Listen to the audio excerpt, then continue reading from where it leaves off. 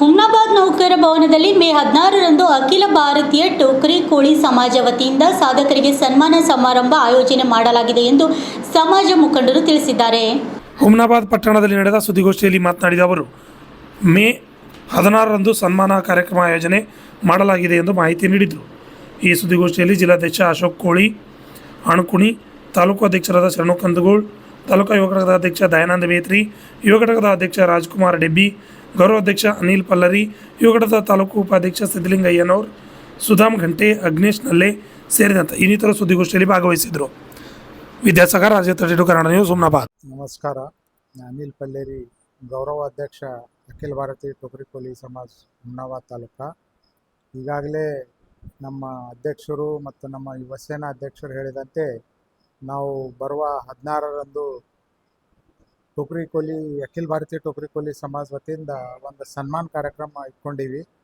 ಆ ಕಾರ್ಯಕ್ರಮದಲ್ಲಿ 80%ಗಿಂತ ಮೇಲೆ SSLCಯಲ್ಲಿ ಮತ್ತು PUCಯಲ್ಲಿ ಯಾವ ವಿದ್ಯಾರ್ಥಿಗಳು ತೊಗೊಂಡಿರ್ತಾರೆ ಅವ್ರಿಗೆ ಸನ್ಮಾನ ಮಾಡಬೇಕು.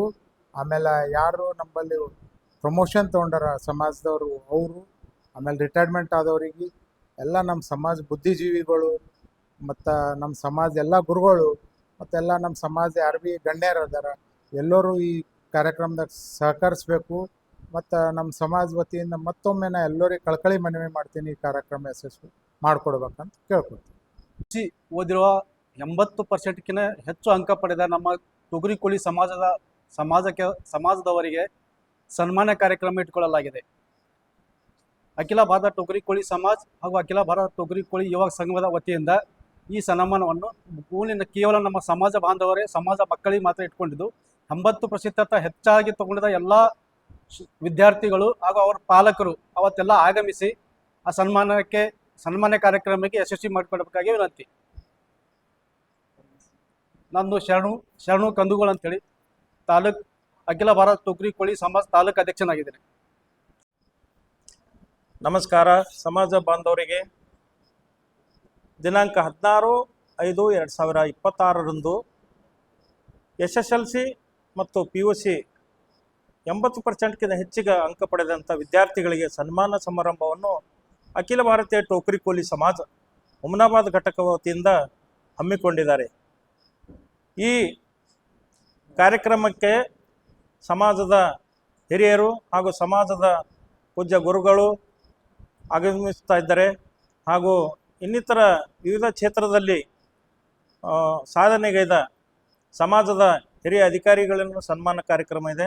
ಹಾಗಾಗಿ ಈ ಕಾರ್ಯಕ್ರಮಕ್ಕೆ ಸಮಸ್ತ ಕುಲಬಾಂಧವರು ಆಗಮಿಸಿ ಈ ಕಾರ್ಯಕ್ರಮವನ್ನು ಯಶಸ್ವಿಗೊಳಿಸಬೇಕಾಗಿ ತಮ್ಮಲ್ಲಿ ನನ್ನ ವತಿಯಿಂದ ನಾನು